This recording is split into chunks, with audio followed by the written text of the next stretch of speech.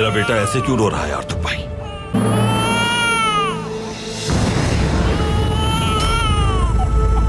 हलीमा क्या हुआ है तुम्हें?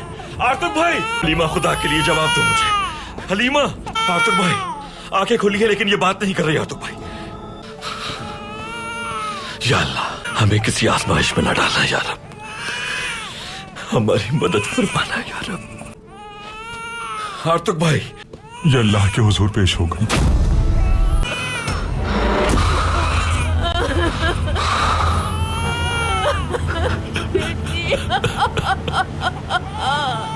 कुछ नहीं हुआ मेरी वालिदा को दादी।